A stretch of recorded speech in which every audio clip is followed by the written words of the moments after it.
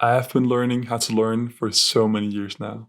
I've learned so much along the way, read so many books. This one, for example, which is one of my favorites. And I've just been exploring, experimenting, learning how to learn. It's all been condensed into a 4-stage system, and that's what I'm sharing with you today. This system builds on the very best material that I've found, so let's talk about it. Before we get into the actual system, there's just a few principles that I want to talk about that make following the system so much easier. The first one is to study daily. No exceptions, even when there's no homework. It's really just about consistency for me. I found that instead of just studying 14 hours a day before exams, just studying just a few hours a day is so much better. You learn so much more. Learning just before an exam, cramming 14 hours a day, that's not a very good way to learn. Instead, it's so much better to just sit, maybe an hour or two, maybe a bit more, every day, just study, get through the material, process it the right way, process it deeply, so that you really learn it. The next principle is that if I'm low on motivation or energy for that day, I will use the Pomodoro technique. It's a rather strict way that I do it. I just do the 25 minutes of work and then 5 minutes of break. You do that 4 times, or 4 cycles, I guess you could say. And then after that, you just take a longer break for maybe 25 minutes, 30 minutes, something like that. And then you just get back to studying after your break. For learning important concepts, I have 2 techniques. They're both very powerful. The first one is to use active repetition, which is just Anki flashcards for me. And then I also use the Feynman technique, which is explaining things in your own words, maybe writing it down in your own words, just explaining something to someone who might not know about it. I have a video on the Feynman technique. I explain the very powerful technique in that video, and I link to it below so you can check it out. Another principle is to put the things that you learn into practice. I'm a software engineering student, so I really get to do that through code, but it's important to just find ways that you might put something into practice, because that's a really great way to learn. If you find it hard to put something into practice, try to explain it, how you might actually put that into practice.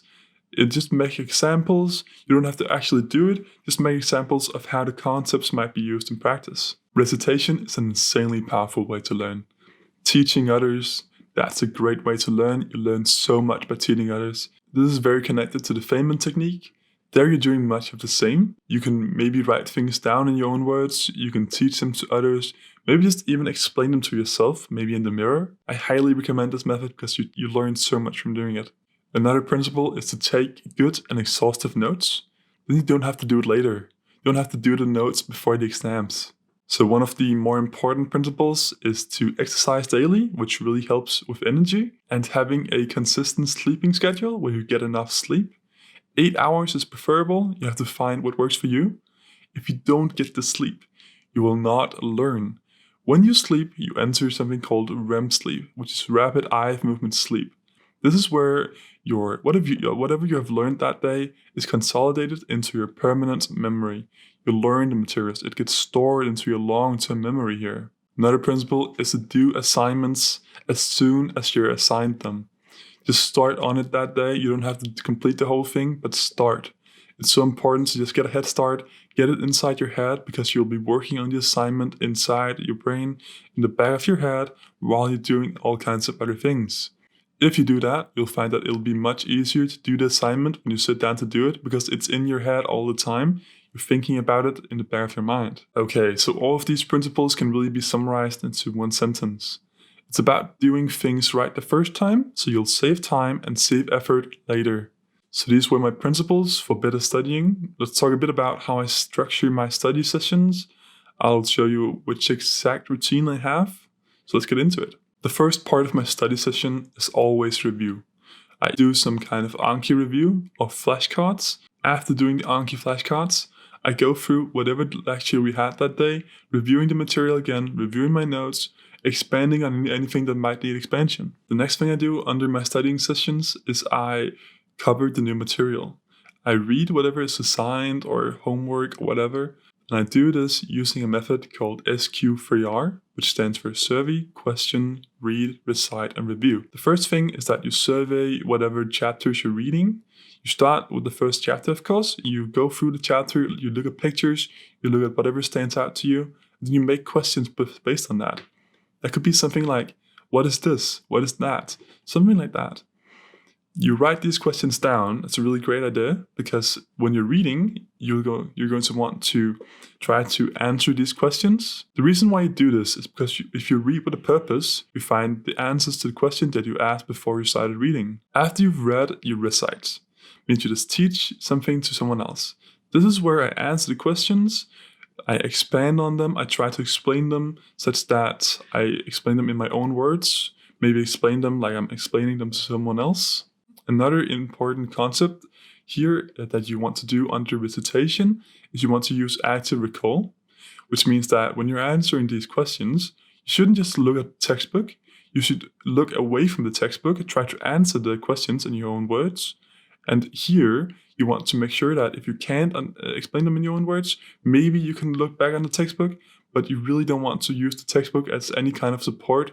You want to explain it in your own words. If you can do that, you know the concepts, and that's really good. The last part is just to review. So if there's anything I don't understand, I go through it again, try to expand on it. Usually there's not, because I already did that during the recite part, but try to do it anyway. If there's something you didn't understand, try to go through it one by one, just read about it. Try to explain it in your own words. So usually we're assigned some extra exercises. This is just maybe something at the back of the book where you're trying to answer some math questions or something like that. Just make sure to do the questions until I know that I can do them without my notes. Doing this ensures that you both understand the questions and the concepts that you're using to solve these problems or these questions. You want to explain the questions or the answers to questions expansively. You want to make sure that you understand, not just recognize. If I find that the material is not sufficient or I don't think I understand it, I'll try to research on my own, which means that I just Google the concepts or Google something about the material that I'm trying to learn. I think this is a great way to be a bit more self-sufficient too. Remember, it's about understanding the concepts, so looking outside the textbook should be fine. You want to understand the concepts, not just what is said in the textbook. Okay, we're about done with processing this new material. We just want to make sure that we've answered the question that we asked a bit earlier during SQ3R. Once we have answered those, we add them to our spaced repetition flashcards, which for me is Anki, and then we do a review of them. The very last part of my studying session is to start doing something with the assignments, get them inside my head, just start doing them, perhaps write some notes, write a draft, something like that. Just start working on them so I can work on them later. I don't have to finish the entire thing in that one sitting, but it's just important to start doing it. If I have received any feedback on any assignments, I try to make sure to understand whatever feedback that I received. This means to explain why exactly I got that feedback, what exactly resulted in me getting that feedback. I think it's important to understand why you were given that feedback, so just make sure to review it very thoroughly. So this is how I structure my studying sessions.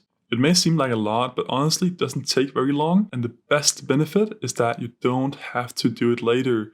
When you process things right the first time, you don't have to go back and read the material again. You don't have to read the 5 chapters that you just read. You don't have to do that again. You have your notes, you have your flashcards. You have everything you've processed. Going back and reading something again, especially before an exam, is not a very effective way to learn. This is rote memorization. It's not a very good way to learn because you just recognize the concepts, you don't remember them, you don't understand them. It's not a very good way to learn. Okay, the stage system. I have 4 stages that all of my lectures go through. The first stage is coverage, then practice, then insight, and then lastly maintenance. The first stage, coverage, is all about just covering the material. You go through whatever and you read whatever you assigned for that lecture. Maybe you just attend the lecture and learn the new material. You're having the first encounter with the material that you're trying to learn. After this stage has been completed, I try to move on from this stage as soon as possible. You don't want to rush it, but you don't want to wait too long either. The next stage is practice. This stage is where we just practice the concepts, and there's 2 ways to do that. For me, the first way is to code, put into practice through code. This might not be applicable to you, but if it is, then great. It's a great way to learn. The other way is to use Anki flashcards, just practicing them, going through them. If there's something that needs to be better understood, I make sure to go to the next phase, which is insight. Here we try to understand the complex ideas that we just didn't quite catch the first time around. This is how it's done. There's 2 techniques that we can use here. The first one is to use the Feynman technique. This is where we just go through the material, explain it in our own words. Like I said earlier, I have a video on this already, so make sure that you go check that out. I'll explain it so much better in that video and so much more thoroughly. The other technique is to go through the material, walk through it, word for word, just try to explain the things as you arrive to them. These two methods sound very similar, but this one is so much more linear. Other great tools are metaphors, visualization, and mnemonics. I rarely use these, but I find that visualizations and mnemonics can help. I only move from this stage once I'm sure that I know all the concepts. I need to be able to reason up to and through the concepts.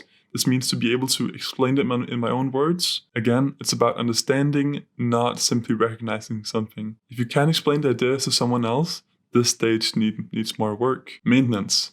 This is the very last stage. It's pretty simple because we have to have completed all the previous stages before we arrive at this one. This is where we try to maintain the ideas. We want to maintain our knowledge of the ideas. It's about remembering the ideas, understanding them at a deeper level, and exploring them here. So what do? We simply use flashcards and we try to implement and explore these ideas as much as we can. So that's just about it for my studying system. Thank you very much for watching. I hope you learned something.